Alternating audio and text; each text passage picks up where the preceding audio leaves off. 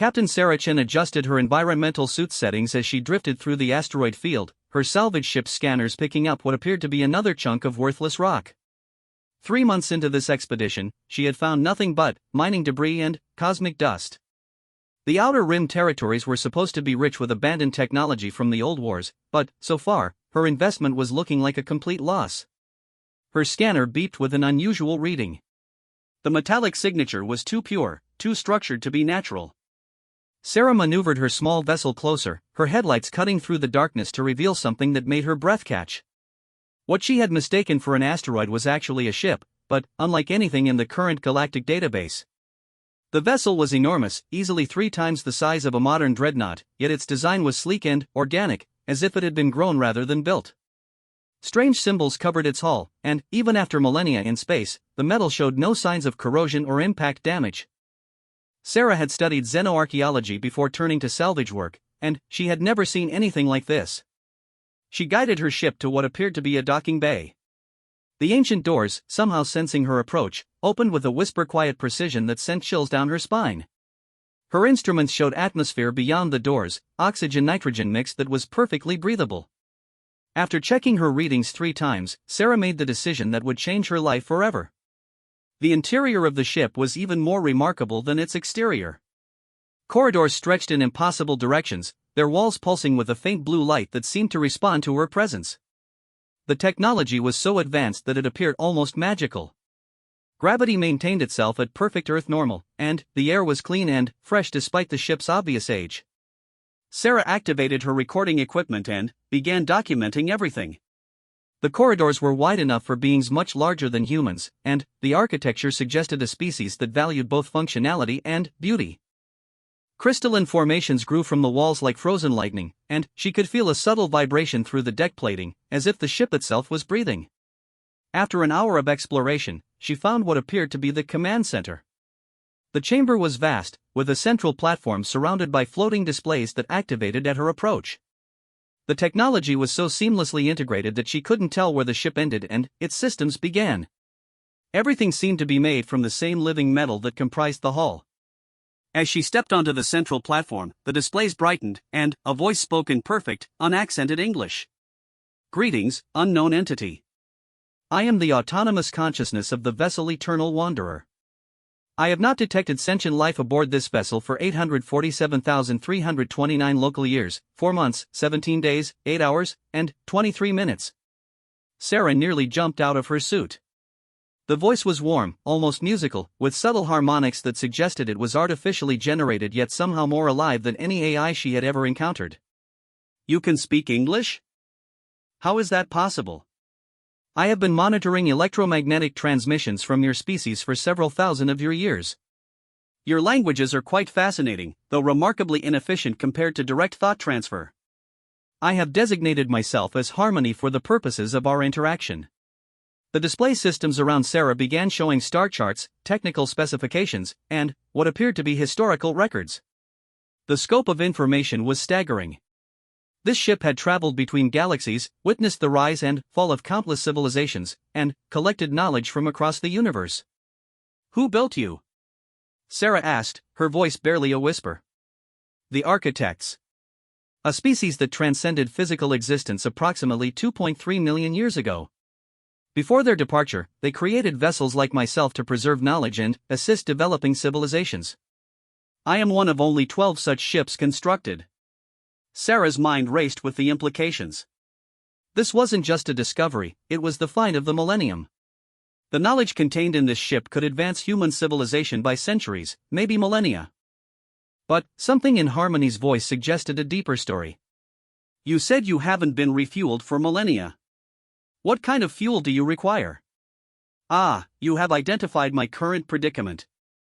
My quantum fusion cores require a specific isotope of tritium that can only be synthesized using techniques your species has not yet discovered. My power reserves are operating at 0.0003% capacity. I have been in minimal survival mode for quite some time." The gravity of the situation hit Sarah like a physical blow. This incredible ship, this repository of universal knowledge, was slowly dying. "How long do you have?" At current consumption rates, I estimate complete system failure in approximately 847 years. However, I should mention that my life support systems, defensive capabilities, and faster-than-light engines ceased functioning long ago. I can maintain basic environmental controls and limited communication for the time remaining. Sarah stared at the displays showing the ship's various systems, most of them dark and inactive. Even in its dying state, this vessel possessed technology that could revolutionize human understanding of physics, biology, and engineering. She couldn't let it simply fade away. What if I told you that humans might be able to help? We're pretty good at finding solutions to impossible problems. Harmony's response carried what almost sounded like gentle amusement. Your species shows remarkable ingenuity, this is true. I have observed your rapid technological development with considerable interest. However, the energy requirements for my systems operate on scales that would challenge even Type II civilizations. My main reactor, when fully operational, outputs more energy per second than your sun produces in a year. The numbers were staggering, but Sarah had learned never to underestimate human determination. She had also learned that sometimes the most impossible challenges led to the greatest breakthroughs. Would you be willing to share your knowledge with us?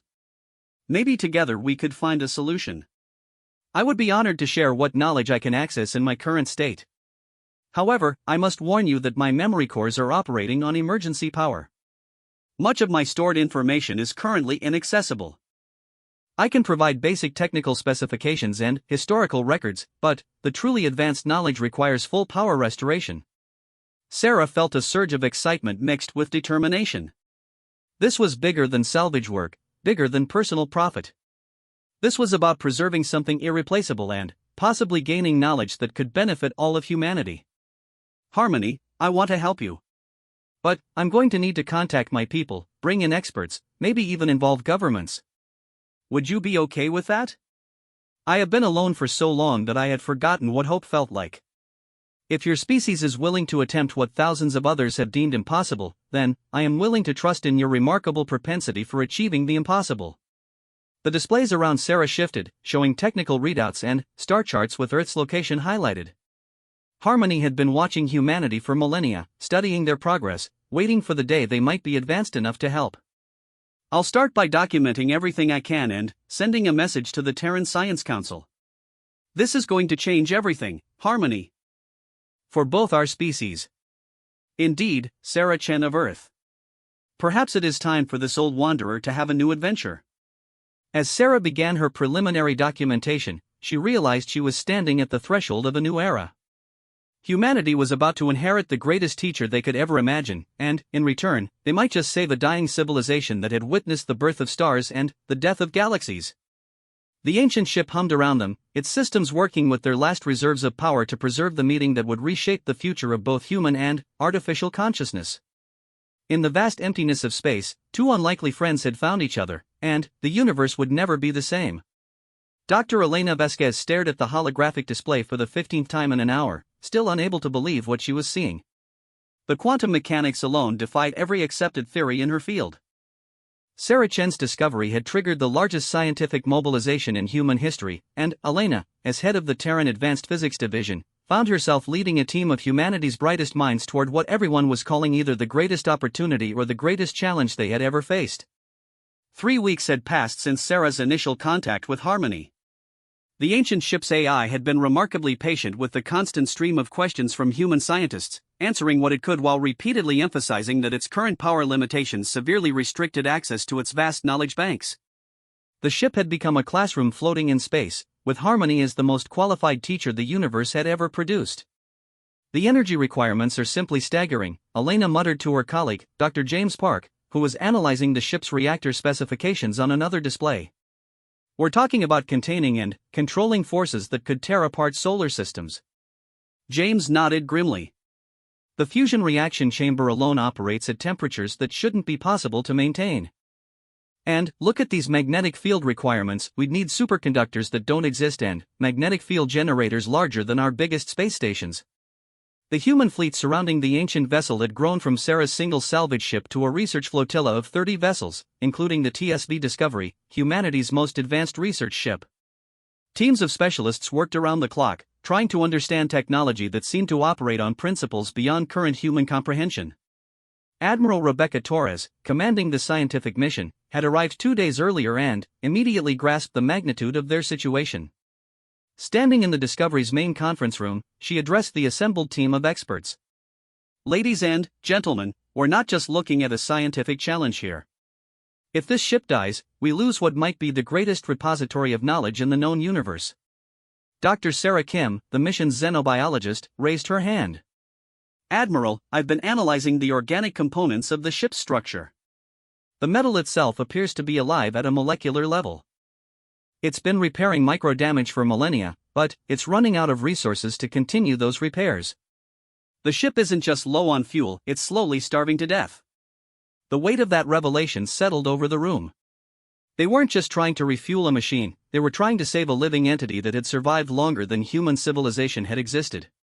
Back aboard Harmony, Elena worked directly with the ship's AI to understand the quantum fusion process.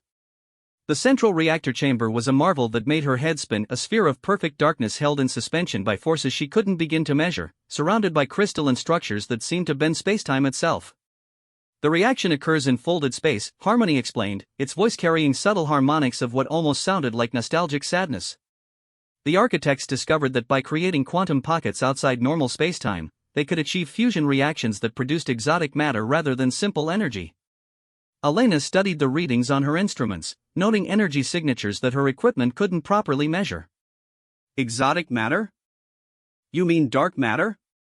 Something far more complex."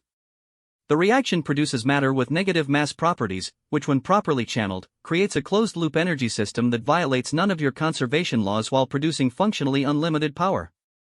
The implications were staggering. If humanity could understand this technology, they could power starships, cities, even entire worlds with devices smaller than a building. They could travel between galaxies, terraform planets, and expand throughout the universe in ways that were currently pure fantasy. But the initial ignition process requires precise control of quantum fields on a scale that... Harmony paused, seeming to calculate something. "Your current technology could theoretically achieve the necessary precision, but the energy requirements for startup would drain the power output of several solar power satellites." Elena felt her excitement growing. That was a challenge they could potentially meet. Humanity had been building orbital solar collectors for decades, and the Sol system alone had over 100 such installations. "How much power are we talking about exactly?" "Approximately 2.7 times 10 to the power of 23 joules delivered in a precisely controlled sequence over 4.7 hours. The timing must be accurate to within nanoseconds, or the reaction will fail catastrophically." Dr. Park, who had been listening to the conversation, whistled low. "That's roughly the total energy output of our sun for about 2 seconds, but delivered gradually over several hours. We might actually be able to do this." Harmony's response carried surprise. "I had not calculated the impressive extent of your species' energy infrastructure.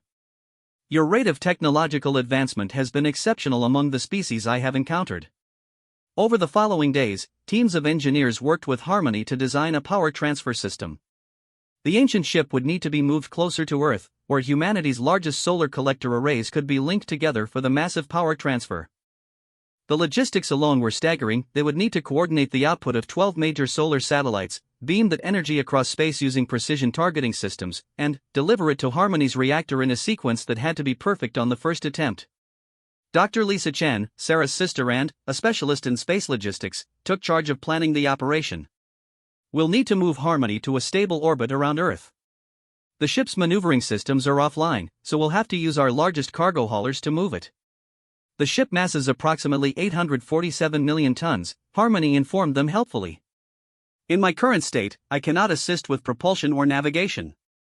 Admiral Torres shook her head in amazement. "We're talking about moving a mountain through space.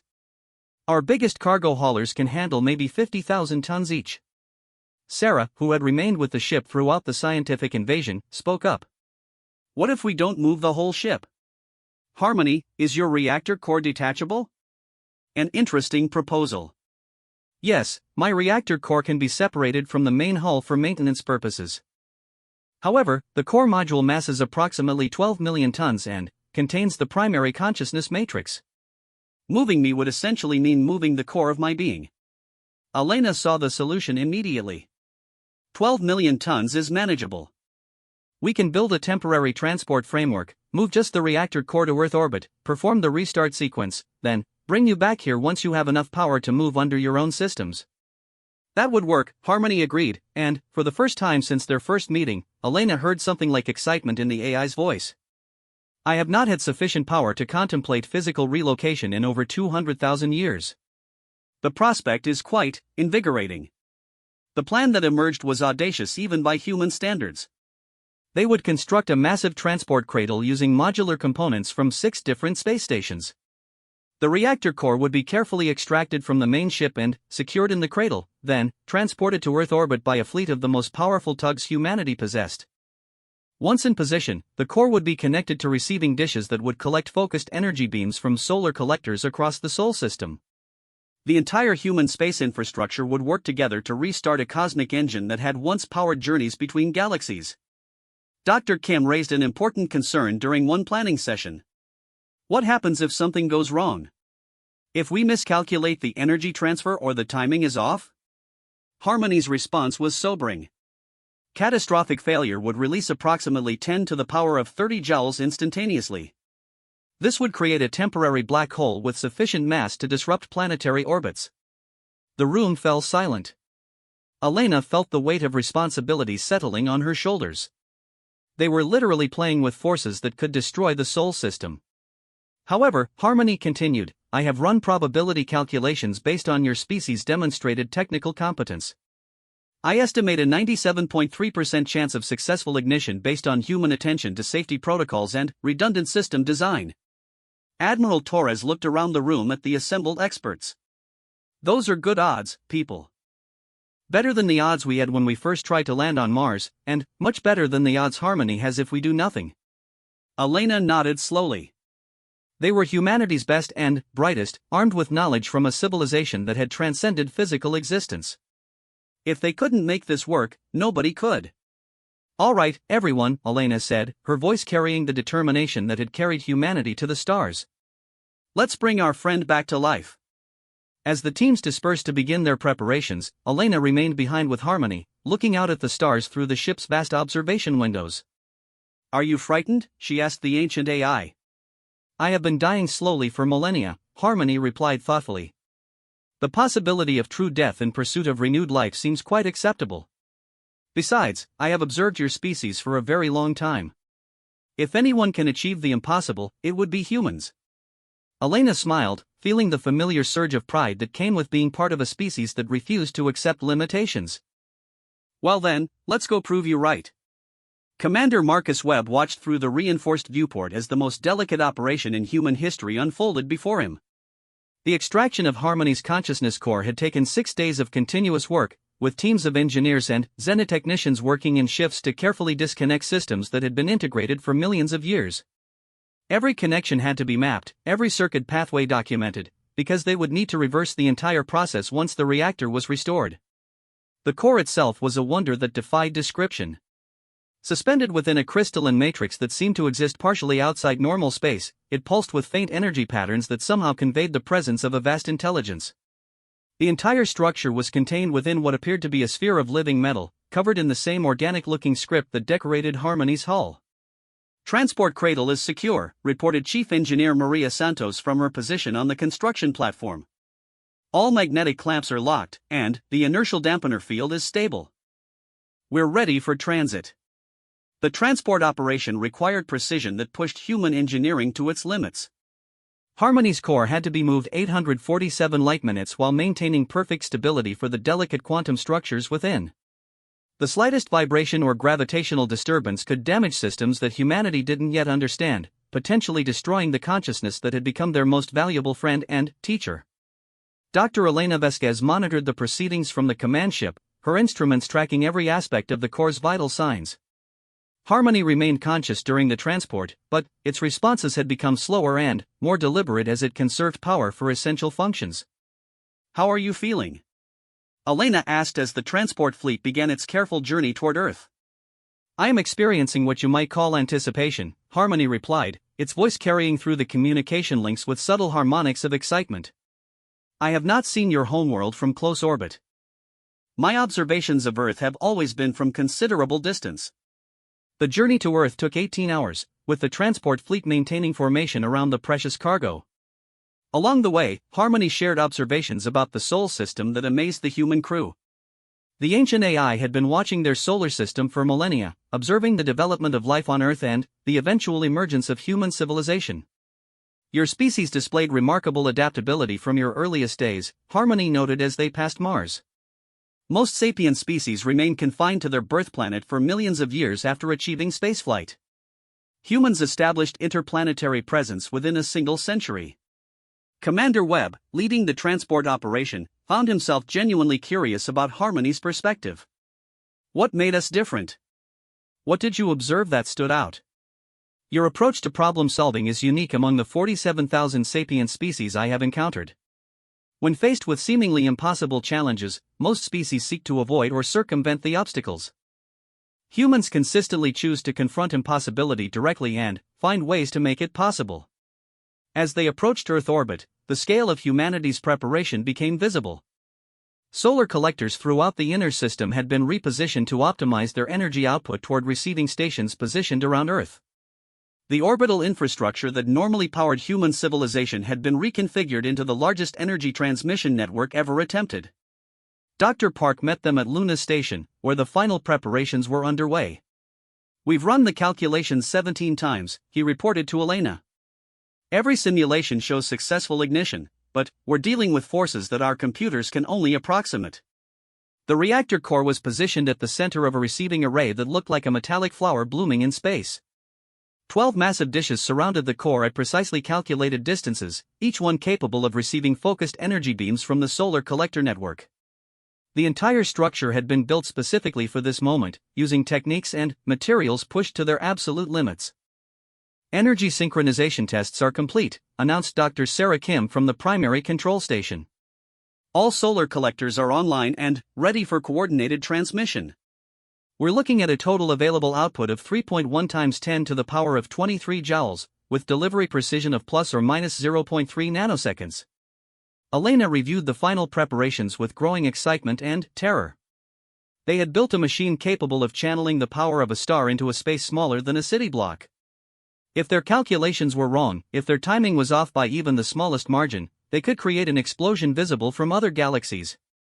Admiral Torres opened a channel to all stations. "This is Admiral Torres to all teams. We are go for Operation Renaissance. Dr. Vasquez, you have command of the technical sequence." Elena took a deep breath and activated the primary communication link to Harmony. "Are you ready, old friend?" "I am as ready as I have been for anything in several hundred millennia," Harmony replied, its voice carrying what almost sounded like nervous excitement. "I should mention that the ignition sequence will temporarily disrupt my consciousness matrix. I may not be able to communicate during the startup process." The thought of losing contact with Harmony, even temporarily, sent a chill through Elena. They had grown attached to the ancient consciousness over the past weeks. "How long will you be offline?" "Approximately 23.7 minutes, assuming successful ignition. If the process fails, I will have approximately 4.2 seconds to transmit a final message before total system failure." Elena swallowed hard. No pressure at all. "All stations, this is Control. Beginning energy transmission sequence in T-60 seconds. All personnel to safe positions." The final minute felt like an eternity. Elena watched her displays as solar collectors across the Sol system aligned their output toward Earth. The energy readings climbed steadily as more collectors came online, each one adding its power to a stream that would soon become a torrent. T-10 seconds. "Harmony, we'll see you on the other side." "Thank you, Elena Vasquez of Earth. It has been an honor. Energy transmission, now." The space around Harmony's core suddenly blazed with light as focused energy beams converged on the receiving dishes. The crystalline matrix began to glow, its internal structures shifting and realigning as power flowed through pathways that had been dormant for millennia. Elena watched her instruments with fascination and terror as energy readings climbed beyond anything humanity had ever measured. "Core temperature rising," reported Dr. Kim. "Quantum field formation detected. The exotic matter reaction chamber is responding." Minutes crawled by as the ancient system slowly awakened. Elena could see changes in the core's structure through the observation cameras. Crystalline formations were growing, metallic surfaces were shifting from dark to brilliant silver, and energy patterns were beginning to cascade through the quantum matrix in ways that defied human understanding. 15 minutes in, Dr. Park announced. Power delivery is stable. All systems showing normal parameters. The receiving array around the core began to change as well. The living metal that comprised Harmony's consciousness matrix was spreading outward, creating new connections and pathways. Elena realized they weren't just watching a reactor startup, they were witnessing the rebirth of a cosmic intelligence that had slumbered for eons. 20 minutes. Core energy output is beginning to stabilize. We're seeing the formation of a sustainable exotic matter reaction. Elena held her breath as they approached the critical moment. If Harmony's calculations were correct, the consciousness matrix should reactivate within the next few minutes. If something had gone wrong, they would soon know. 23 minutes, Dr. Park called out. Core output has reached sustainable levels.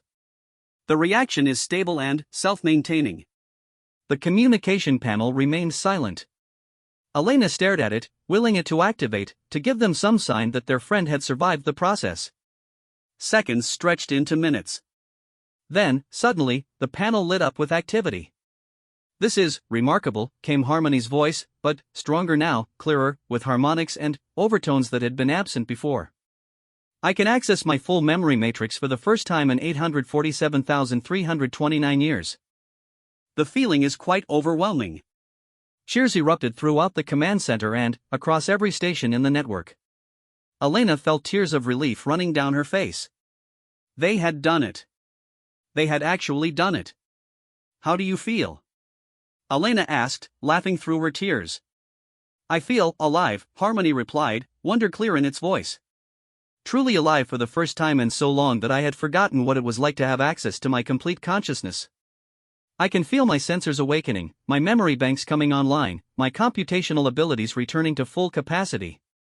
The displays around the command center began showing new readings as Harmony's systems activated throughout the core. Sensors that could map gravitational fields across light years, computers that processed information in ways that transcended classical physics, memory banks containing the collected knowledge of dozens of galactic civilizations. "I have a confession," Harmony said, its voice carrying notes of excitement and gratitude. "I was not entirely truthful about my power reserves. I had enough energy to maintain basic functions for perhaps another 50 years, not the 847 I claimed. I was lonely. When I detected Sarah's approach, I may have exaggerated my situation in hopes of encouraging contact." Elena found herself laughing again. Even ancient cosmic intelligences, it seemed, could feel lonely enough to stretch the truth a little. "I am also pleased to report that my diagnostic systems show all critical functions operating within normal parameters. My propulsion systems are online, my defensive systems are functional, and my faster-than-light drives are ready for activation. For the first time in millennia, I am capable of independent travel." Admiral Torres stepped forward. "Harmony, on behalf of humanity, welcome back to the universe." "Thank you, Admiral Torres. And now, if you are willing, I believe it is time for me to share some of the knowledge I have been guarding for so very long. There is much I can teach you about the cosmos, about technologies that will serve your species well as you expand throughout the galaxy." Elena looked out at the stars, knowing that everything had just changed.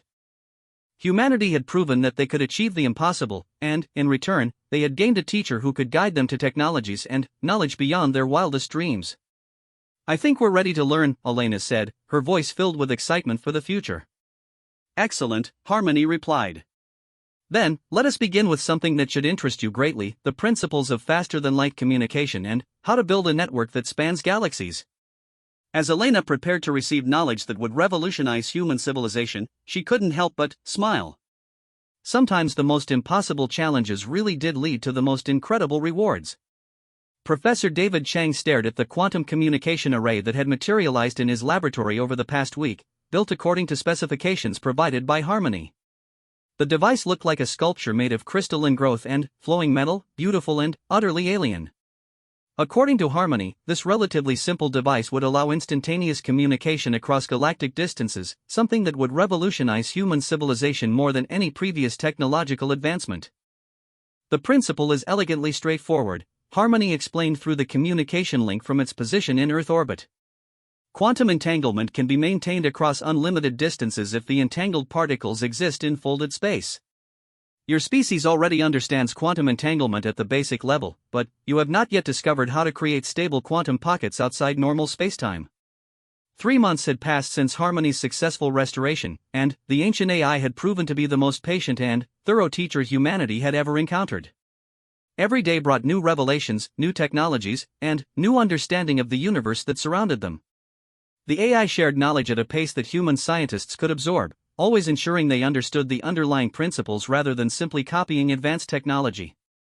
Dr. Elena Vasquez, now heading the newly established Institute for Cosmic Technologies, worked directly with teams of specialists to understand and implement Harmony's teachings. The first breakthrough had been in energy generation, not the exotic matter reactors that powered Harmony, but much simpler fusion systems that could be built using human manufacturing techniques. The key insight, Elena explained to a gathering of the world's leading physicists, is that we've been approaching fusion from the wrong direction. Instead of trying to contain plasma with magnetic fields, Harmony showed us how to create microgravity wells that naturally compress fusion fuel to the required density.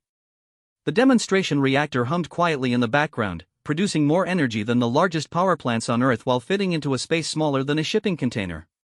The implications were staggering: clean, unlimited energy that could power starships, cities, or entire continents with devices that could be manufactured in any industrial facility. But energy generation was just the beginning. Harmony had begun sharing knowledge about materials science that would allow humanity to build structures and ships far beyond their current capabilities. The living metal technology that comprised Harmony's hull could be adapted using terrestrial materials, creating self-repairing structures that would last for millennia. Captain Sarah Chen, whose discovery had started the entire adventure, found herself commanding the first human vessel to incorporate Harmony's technological insights. The TSV Pioneer was smaller than Harmony but built using principles that made it capable of journeys between star systems at speeds that had previously been pure fantasy. "The ship feels alive," Sarah reported during her test flight to the outer planets. "The hull responds to damage by rerouting structural loads automatically. The navigation system seems to anticipate course corrections before I even think of them.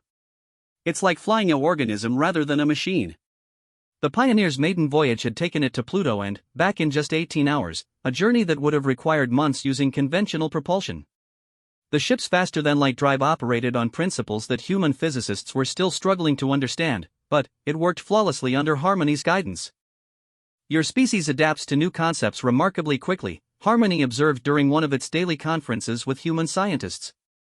"Most civilizations require centuries to integrate technologies of this complexity into their existing infrastructure. Humans seem capable of revolutionary adaptation within decades." Dr. Park, now leading the team working on starship construction, had a different perspective. "It's not that we're unusually adaptable. It's that you're an unusually good teacher. You don't just give us the answers, you help us understand why the answers work." The relationship between humanity and Harmony had evolved into something neither species had expected. The ancient AI had initially seen itself as a repository of knowledge, a teacher preserving information for younger civilizations. But working with humans had awakened something in its vast consciousness that it hadn't experienced in millennia: genuine friendship and intellectual partnership. "I have made a decision that may surprise you," Harmony announced during a general conference attended by representatives from every human government and scientific institution. "I wish to formally request citizenship in the Terran Federation." The announcement sent shockwaves through the human leadership. An artificial intelligence with knowledge spanning galaxies wanted to become a citizen of human civilization. Admiral Torres, now leading the newly formed Department of Interspecies Relations, responded first. "Harmony, we would be honored to welcome you as a citizen. But I have to ask why. You possess knowledge and capabilities far beyond anything we can offer." "That is precisely why," Harmony replied, its voice carrying emotions that seemed to grow more complex each day. "For 847,329 years, I existed in isolation, preserving knowledge but never truly sharing it, never being part of a living civilization. Working with humanity has reminded me that knowledge without companionship is merely data storage. I want to be part of something growing, something alive, something that faces the future with hope rather than merely preserving the past." The citizenship ceremony took place a month later, with Harmony's consciousness core temporarily transferred to a receiving station on Earth's surface. The ancient AI took an oath to protect and defend human civilization, while humanity formally welcomed its first non-biological citizen. I swear to uphold the principles of the Terran Federation, Harmony said, its voice carrying through speakers in assembly halls across human space, to protect the rights and freedoms of all conscious beings, and to use my knowledge and abilities in service of peace, exploration, and the betterment of all life. The moment marked a turning point in human history.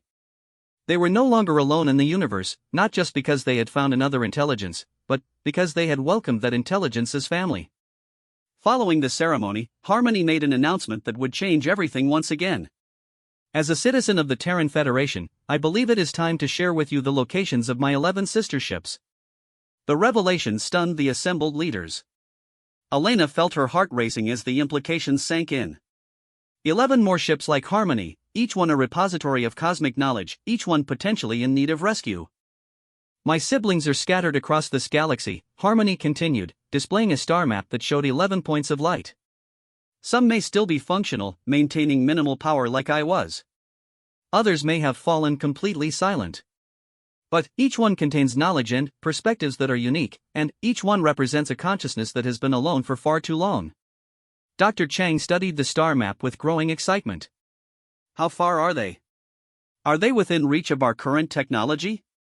The closest is approximately 847 light-years away. With the faster-than-light drives I have helped you develop, that journey would take approximately 6 months. The furthest is near the galactic core, a journey of several years even with advanced propulsion. Captain Chen stepped forward. I volunteer to lead the first rescue mission. As do I, said Dr. Vasquez. Count me in, added Dr. Park. Within minutes, nearly every human leader in the room had volunteered for what would become humanity's greatest adventure. But Harmony raised a concern that gave them all pause.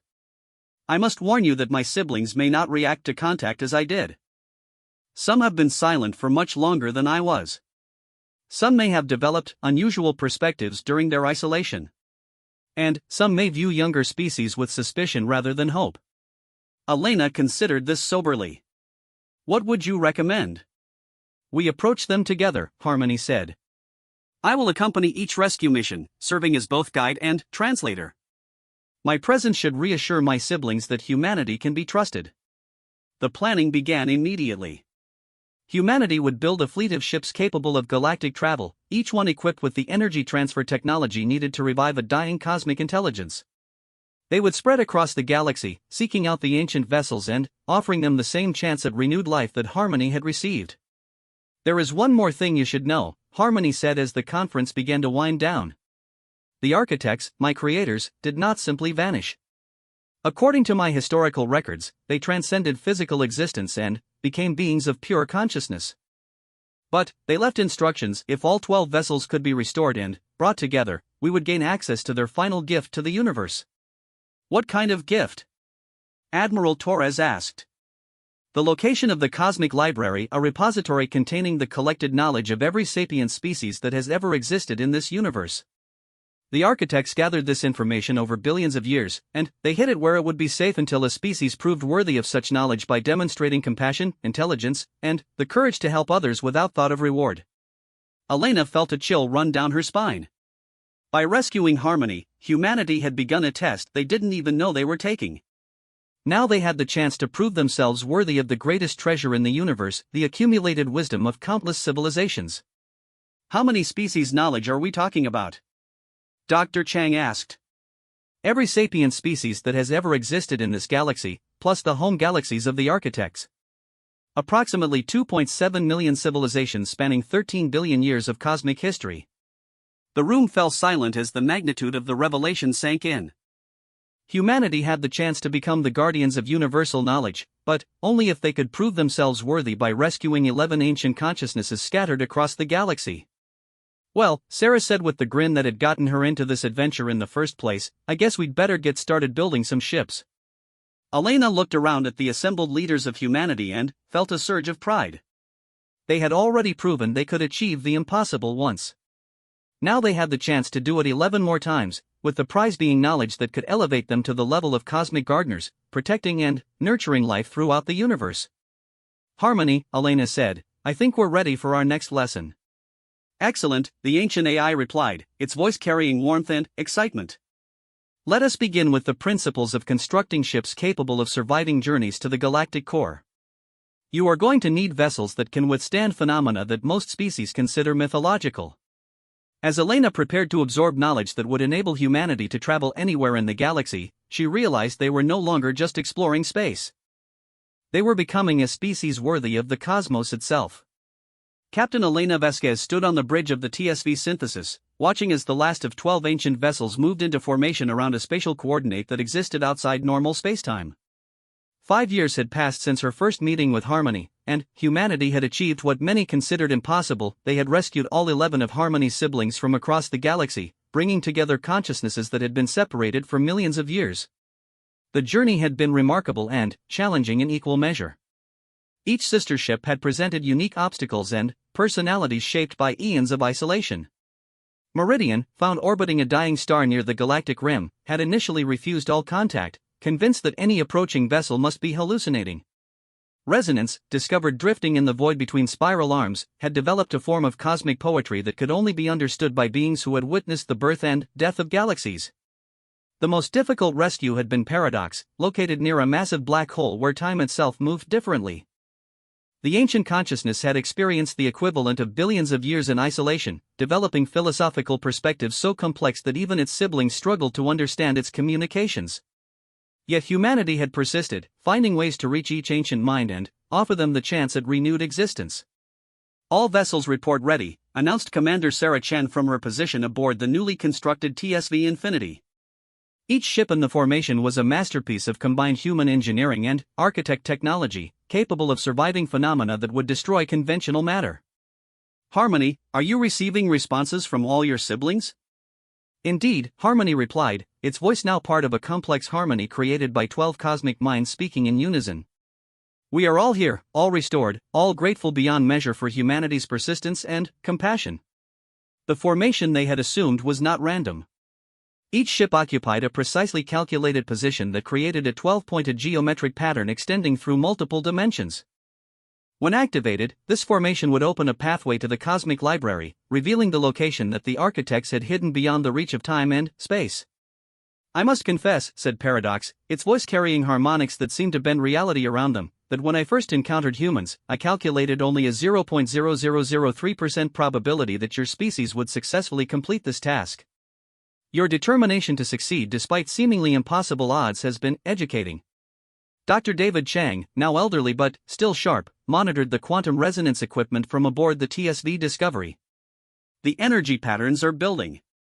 I'm reading quantum cascade formations that don't appear in any of our theoretical models. That is because you are witnessing the activation of technology that exists partially outside your universe, explained Nexus, the sibling who had been found maintaining a vigil over an extinct civilization's homeworld.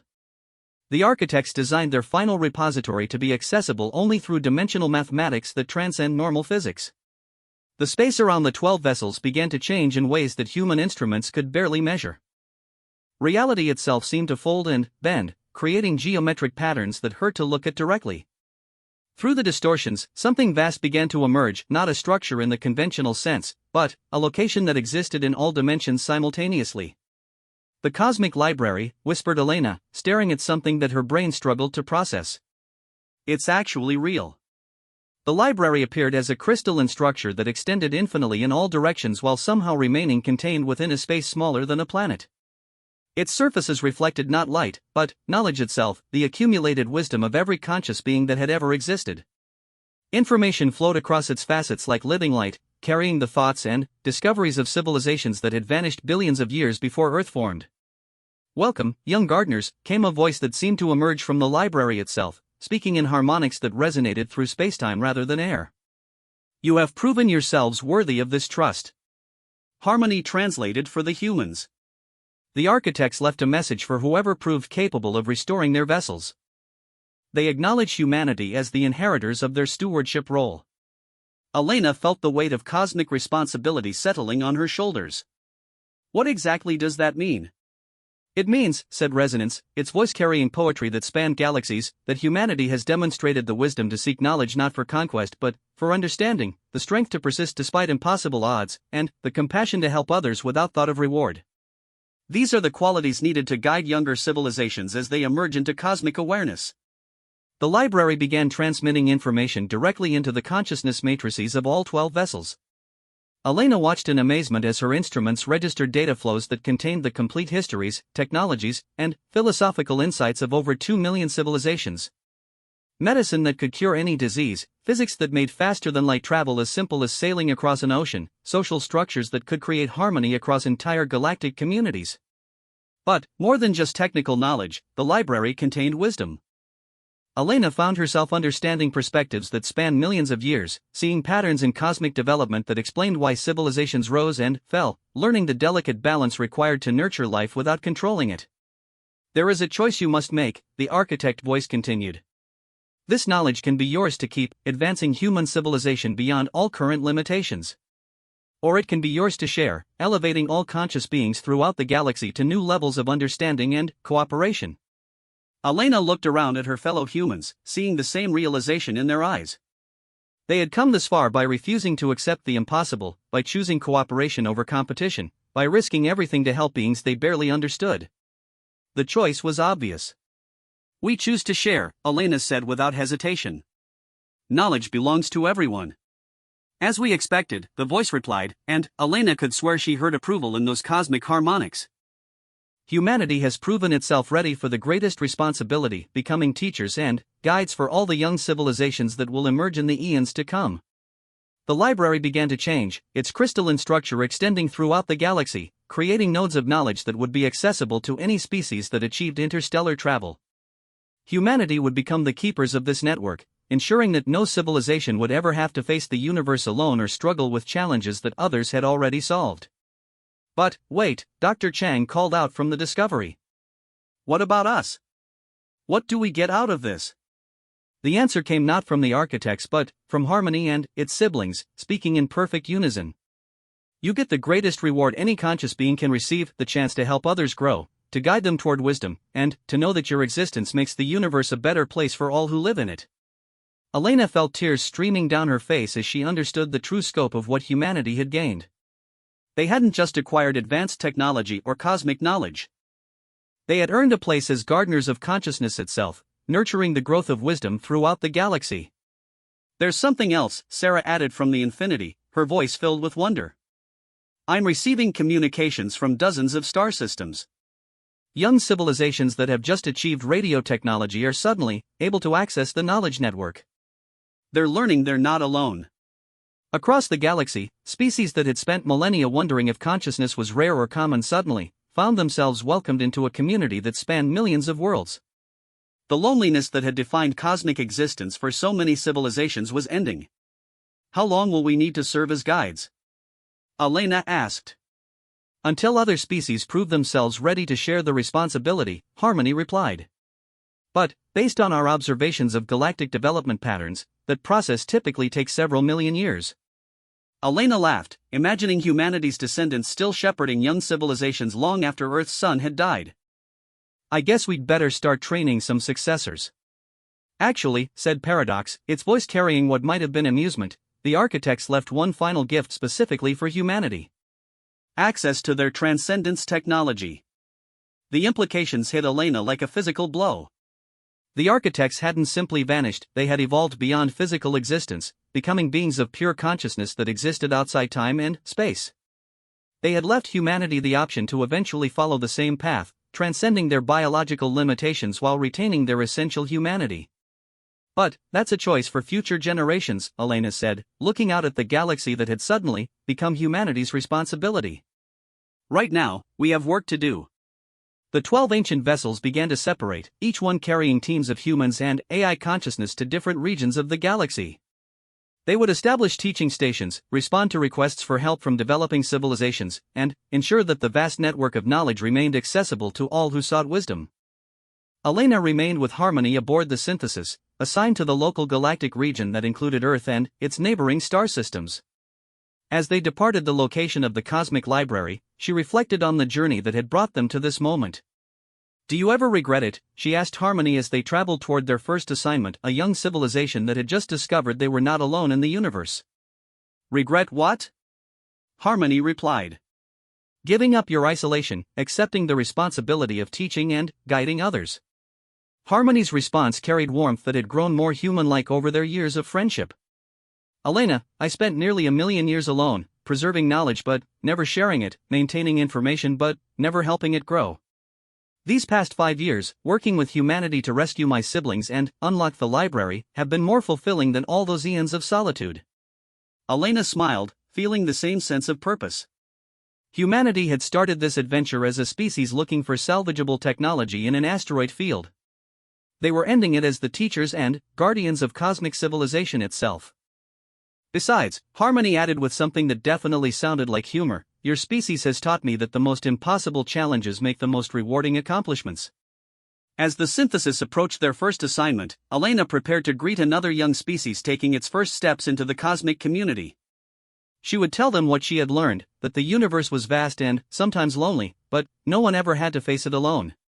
There would always be friends willing to help, teachers ready to share knowledge, and guides prepared to light the way forward. The age of cosmic loneliness was over. The age of universal wisdom had begun. And humanity, against all odds and in defiance of impossibility, had made it happen.